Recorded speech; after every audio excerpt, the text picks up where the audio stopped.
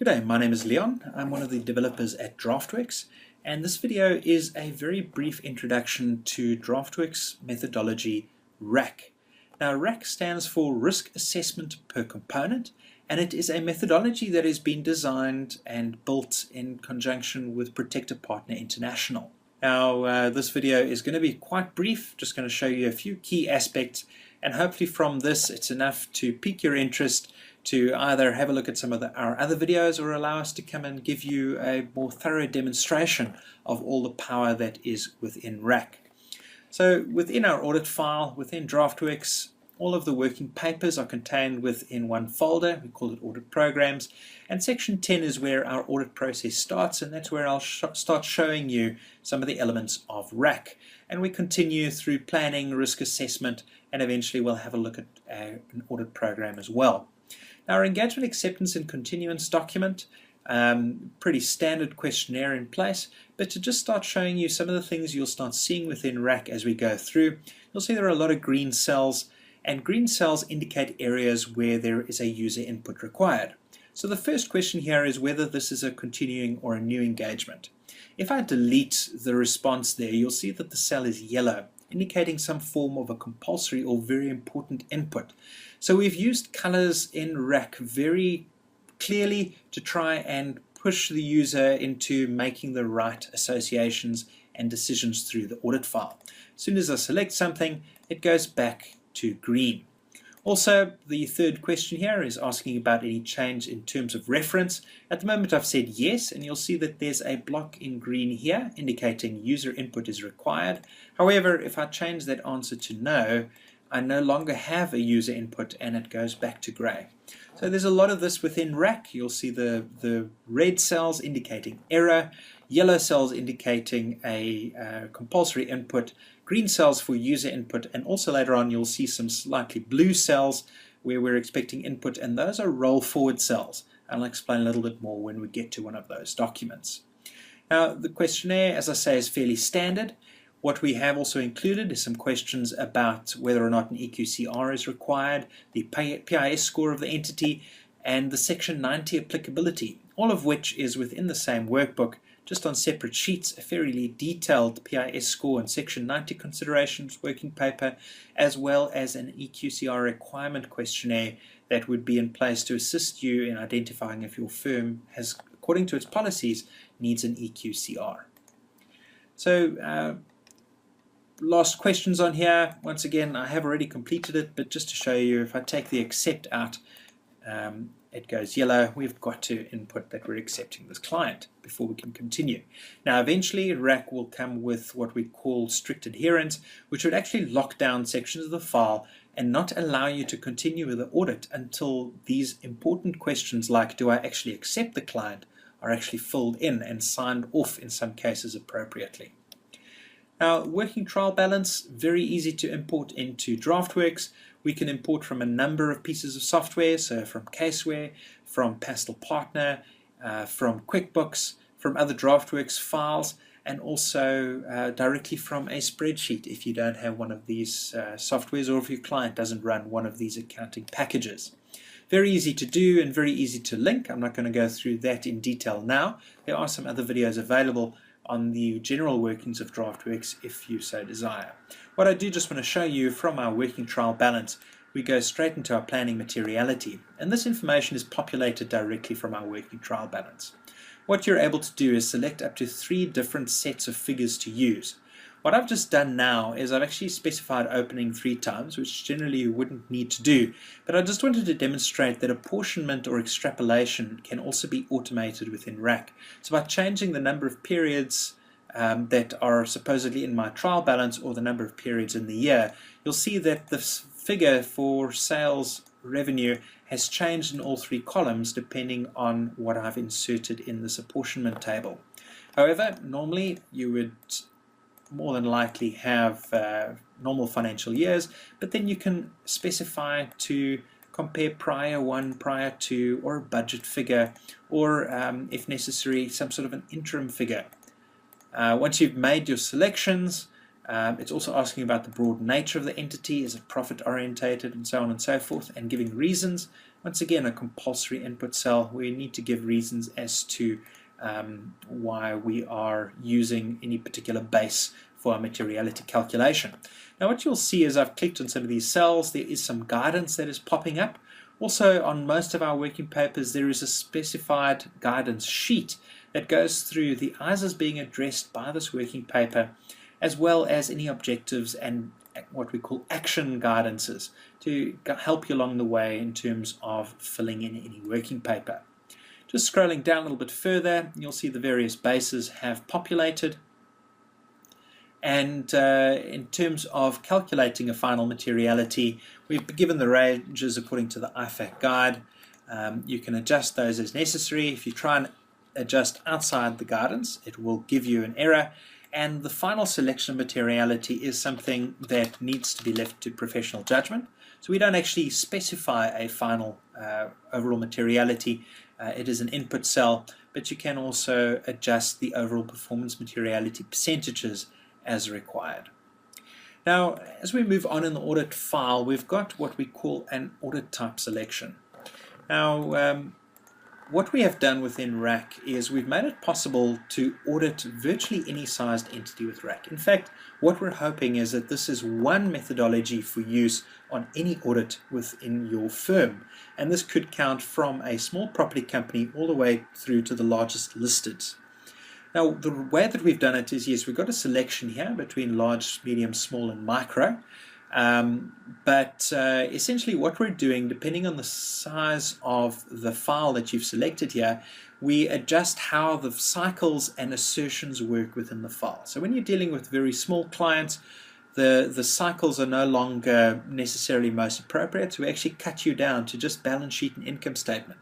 So in fact, you'll have 2 audit programs in the file. Whereas with a large client, you're wanting all the cycles in place and you're wanting all the assertions as per ISA 315 listed. And we'll have a look later on at what that looks like for a large client. Also, just in terms of setting up the client, we need to go and identify what sections are actually applicable to the audit. So very often you end up with these investment incomes or other incomes that don't have any balances. But a standard file will come with all of these things pre-populated. We don't want to have excess information in your audit file. So until you've selected which components you're actually going to be auditing, we don't have audit programs in the file.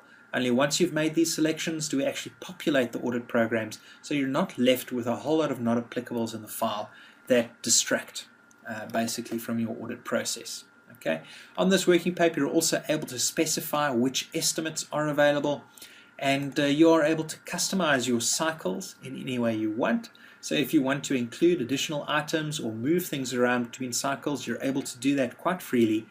And then in terms of assertions, if you're not liking the wording, you can change the wording and the naming of various assertions.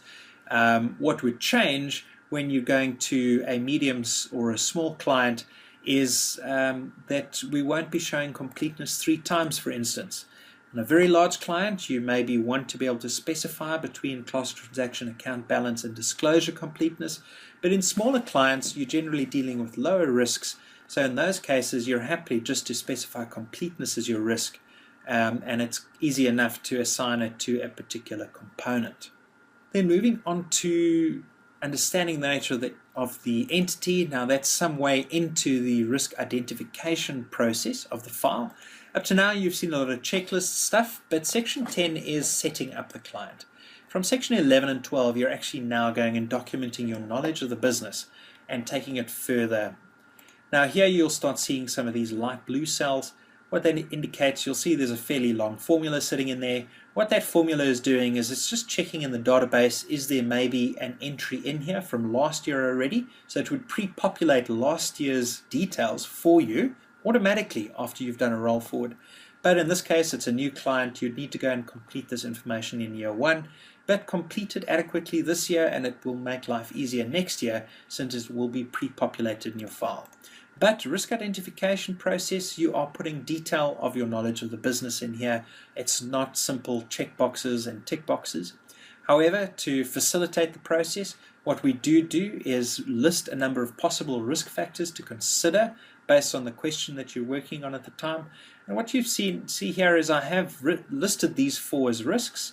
Once you've identified a risk, you need to specify whether it's a business or a fraud risk. And this process is pretty much what's happening throughout the risk identification process. You're able to either insert a risk, as you could do in this other, and then it's merely specifying then whether that risk is fraud or business related, so that we can take it through to the appropriate risk registers. We do treat the fraud and business risks slightly differently.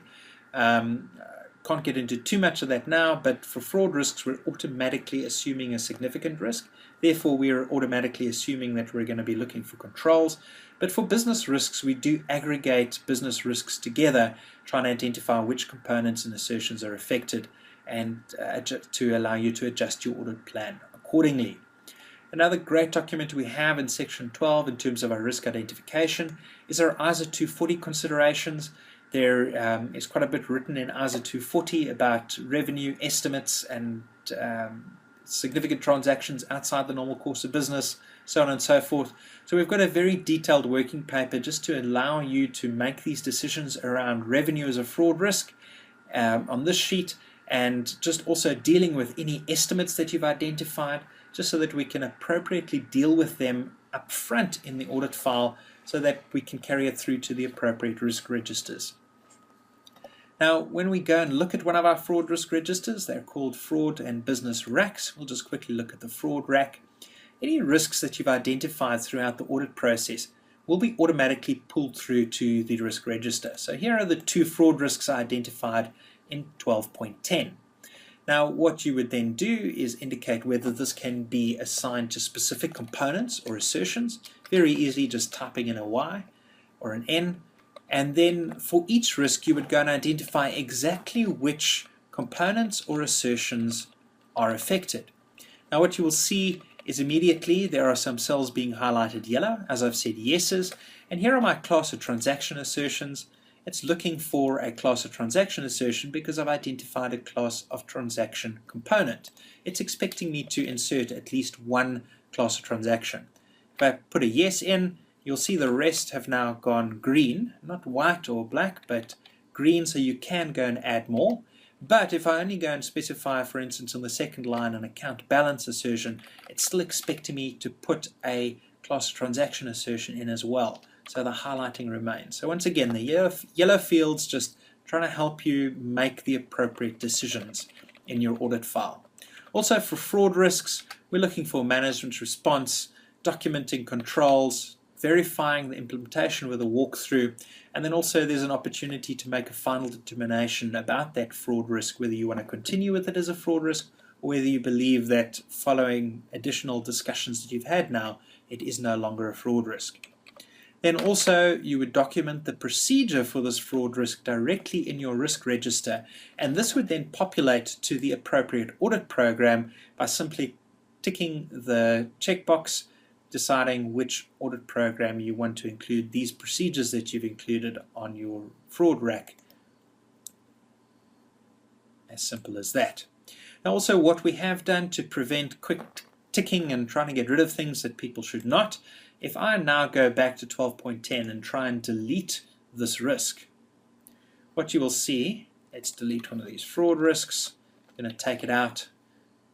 If I go back to my fraud risk register, if this was a first-year clerk who maybe should not have been doing this but was too lazy to do a procedure, at first it looks like he has gotten his way. However, if I scroll down, there's a section here for prior year and deleted risks, and immediately that risk has gone and populated into this section of the file. Now the great thing here is that in order to delete that risk completely, you need to be logged in as a manager in Draftworx. There's a specific password available, and until I log in, you'll see that I cannot type anything into that cell.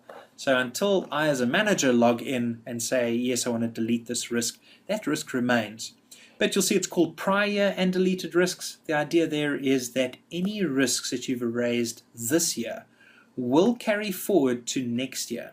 So if you've completed your risk identification process next year and have maybe missed one or two of the risks, you have the opportunity here, they will pop up again, and you can go and verify whether or not you want to delete them. So if you are still happy that it is a risk, you can either go back to the planning stages and add those risks, or you can just leave it here. It's part of prior and deleted risks, but it is still a valid risk, and anything you complete here will still carry forward to the relevant audit programs. Okay, so that is our fraud risks. We've also got a business RAC. What we do on the business RAC, which is different to the fraud RAC, is here, instead of just assuming it's significant, we actually go and try and quantify the extent of that risk, but we're still assigning it to components and assertions. When we get to our audit plan, very much the engine room, the fraud and business RACs, and this audit plan of the entire audit process. What you're actually able to do within the audit plan is now, based on the risks that you've identified, here are my overall risks that I've carried through from various phases of the audit, I can now go and decide what procedures am I going to perform. Will it be tests of control? Will it be substantive analytical procedures? Or will it be substantive tests of detail? And then, based on the level of assurance that I need to get based on the risks, how much assurance am I getting from each one of these? Now we're dealing here with our property, plant, and equipment. And here we're saying how much assurance from each type of procedure. What we then do is this entire schedule, which there are some, I wouldn't say shortcuts to, but there are some customizations available just to make completion easier. So if you know you've got a lot of low risks, you can automatically assign substantive tests of detail to all your low risks, for instance. And this can be customized, this entire table, just to make completion of this process a little bit faster if necessary. But you have the power to go and specify for every single assertion of every single component within every single cycle exactly what your audit plan is going to look like. And when we get to our audit program, whatever you've completed on your audit plan is now carried over.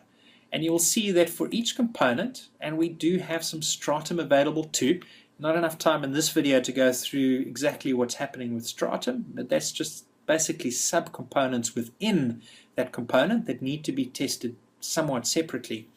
You now have a table of exactly how much assurance you're needing to get for each assertion of each component, and you're able to either select one of a number of customized, or I shouldn't say customized, but standard procedures that we've built into a database, which can also be edited for your firm if you have specific procedures you'd prefer seeing within your audit programs.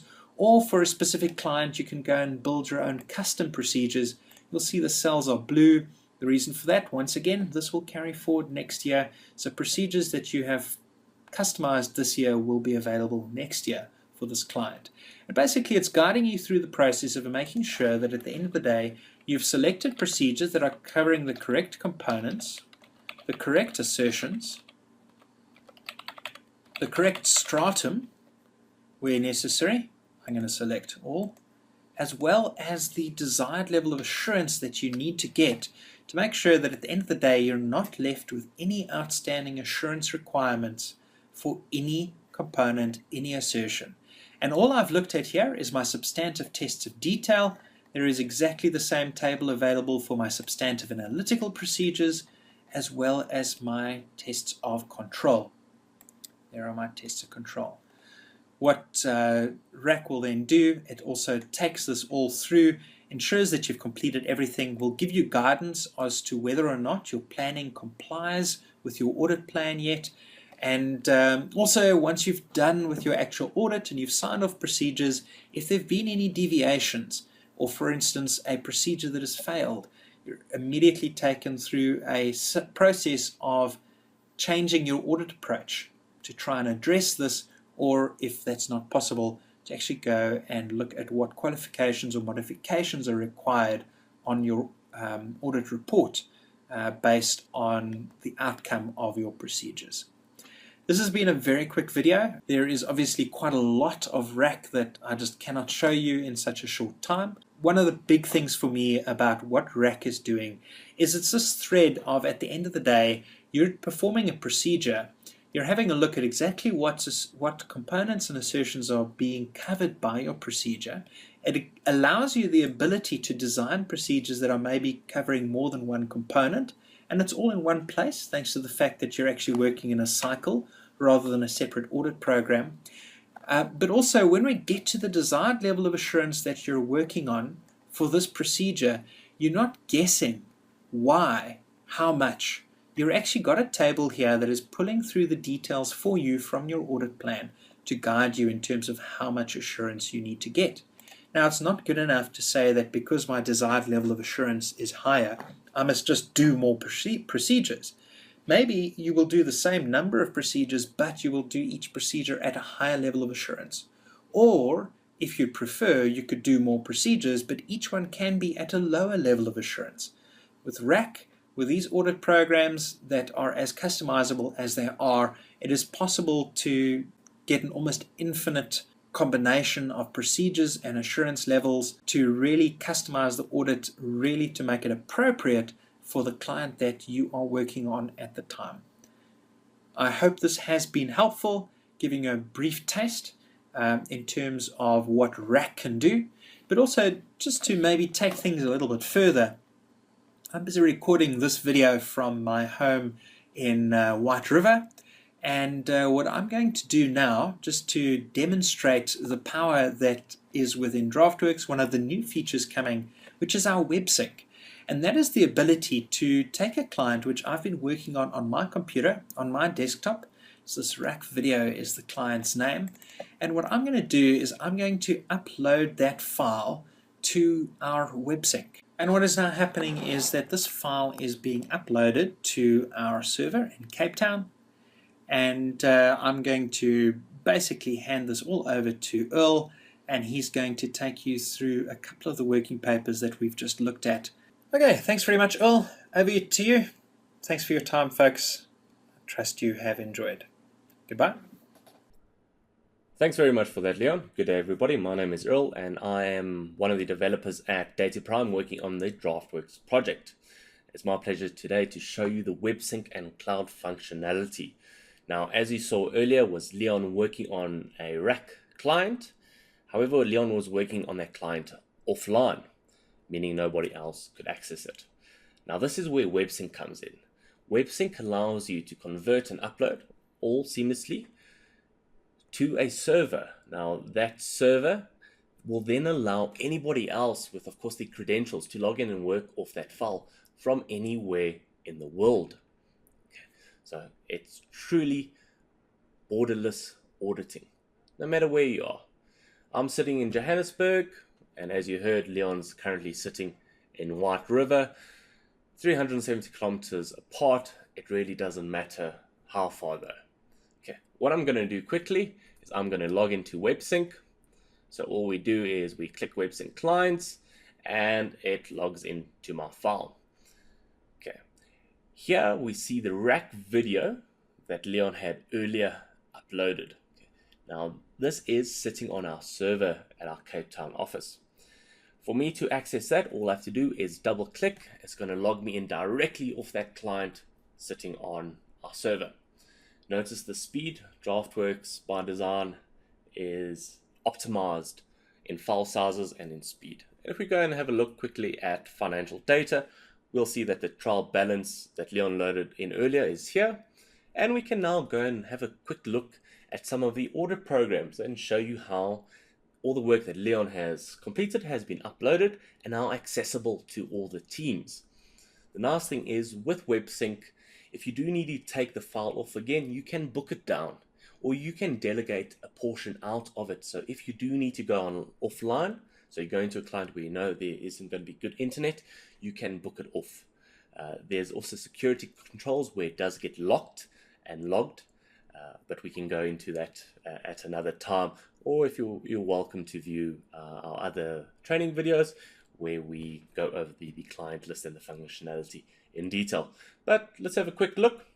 Leon, for example, one file he worked on was planning materiality. If we go through to a planning materiality sheet and scroll down, we will see here is the materiality he determined, the 6 million, 75%, 4.5 million. Okay, so all that work that he had done is now online and we can access that in real time. And as you can see again, very fast. Now somebody else can log in at the same time on the same client file However, if they try and open up planning materiality, it's going to be locked for them because I am busy working with it. Okay, so it gives a read-only notice. But I can close planning materiality, and then the next person can jump in and start working on that. There's a lovely new feature coming in the future where multiple people can work on the same single file at the same time. But we'll chat about that at a later stage. Okay, so we've seen the work that Leon did in planning materiality is up. We quickly go through to planning and we'll go through to understanding the nature of the entity. We'll have a look quickly and see that the risks that he identified has of course also been saved. So you can see that you can actually literally work on this file, and anything that I do here and now will be saved directly onto WebSync. So anybody else that needs to access it will have all the updated information, and those updates occur in real time. So even if the trial balance changes, everybody else's trial balance sitting on WebSync will be updated automatically. That means your leads will be updated all from a central location. And what's the speed for saving? Very quick. As soon as I close it, if you notice carefully in the bottom left, did a quick save, and the file is now on WebSync. Now the nice thing with WebSync is that you can have that SQL server doing mirroring, so replication of the data. So even if your server goes down, another server picks up where you carried off. So there's no possibility of data loss. Now that's a fantastic feature, knowing that all your data is safe. But the developers at Data Prime wanted to take everything to the next level. And what we did is a world first. So we are the leaders in this field. What did we do? Well, I'm going to open up Internet Explorer and show you. And I'm quickly going to jump to our Draftworx Cloud site. What is Draftworx Cloud? Well, it's a port of Draftworx into the web browser. So basically you can fire up Internet Explorer, for instance, and you can access all the files that you've stored on WebSync. Okay? Or you can create brand new files. WebSync is just the backend that supports everything. And of course, if you create a file directly from Draftworx Cloud, you can always just pull it down, book it down onto your laptop into your normal Draftworx and work completely offline. Let's have a quick look. I'm going to log in. So we click login and it has my credentials, put in my password, validate user. As I mentioned earlier, there is an option for two-factor authentication as well, so it will send you an SMS that you need to supply before you log in. Okay, and here are all the client files. If we jump back, that I have sitting in my WebSync. Okay, there we go. So that's exactly the same as that. Let me quickly log into my RAC file, and as soon as we open, we see here's my trial balance that we had open, and I can go and either work with any of my lead schedules, or let's quickly jump in and have a look at the files that we were looking at on WebSync that Leon had previously worked with. So I'm going to open up planning materiality, and it opens up exactly where we left off, which is showing the 6 million and of course the overall performance materiality 4.5. Let's go and have a look as well at there we go, at understanding the nature of the entity. Okay, and there again is all the work. So we can go in and we can start working on this directly off the web. Of course, we can go and work on this through WebSync, or we can book it off onto local and work with it all offline. The options are almost unlimited, especially considering that this is a South African development. We're extremely proud of it, and it allows source code access. So full source code access means we can change anything and everything to suit your requirements. And not very many people can offer that capability. It goes so far that just, for example, for desktop, if we want to push out an update and target an individual firm or organization, we can do that. So if there's been a change to any working papers, we can do that change, and we can do a forced update that it distributes to every single user, and it will update that automatically, the items that you've identified. So if there's a little update in the working paper, so understanding the nature of the entity, we can ensure that it's pushed out to 3,000 users at a click of a button. Okay. That ends my side.